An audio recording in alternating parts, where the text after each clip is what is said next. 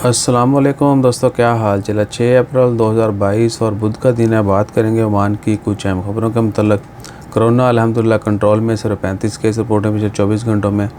उसके अलावा जो खबर है ओमानियों के लिए है, या वो तमाम लोग भी जो गवर्नमेंट की जॉब करते हैं। प्राइवेट वाले तो ऑलरेडी शिफ्टों में काम कर रहे हैं as per there mutual understanding.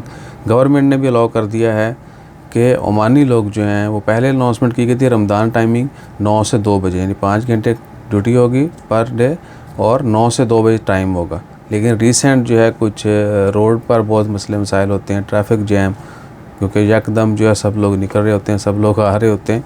उसको मद्देनज़र रखते हुए या दीगर कुछ भी पॉलिसीज़ हो सकती हैं गवर्नमेंट की, तो गवर्नमेंट के वर्कर्स को भी 2 शिफ्टों में काम करने का इजाज़त देती है। 1 घंटे का डिफरेंस है।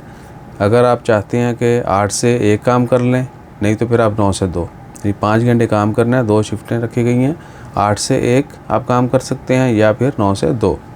सो मेरे ख्याल से ये डिवाइड हो जाएगा। अगर लोग 1 घंटा आगे पीछे कर लेंगे तो ट्रैफिक का भी फ़्लो जो है वो सही हो जाएगा। बाकी काम की रूटीन तो फिर चलती रहती है, अल्लाह ताला खैर फरमाए। उसके अलावा जो ख़बर है वो है इलीगल एक्टिविटीज़।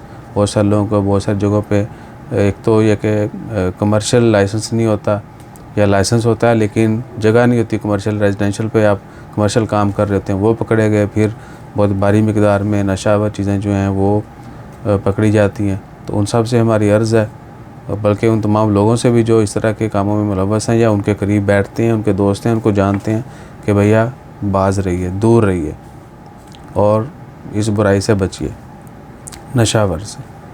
तो बाकी फ़िलहाल कोई बड़ी ख़बर नहीं है। 1-2 थी, वो अलहदा वीडियो में शेयर कर दी गई हैं। जैसे को मज़ीद अपडेट आती हैं वो भी शेयर करते हैं। अपना ख्याल रखिएगा, दुआ में याद रखिएगा। जज़ाकल्लाह, अल्लाह हाफ़िज़।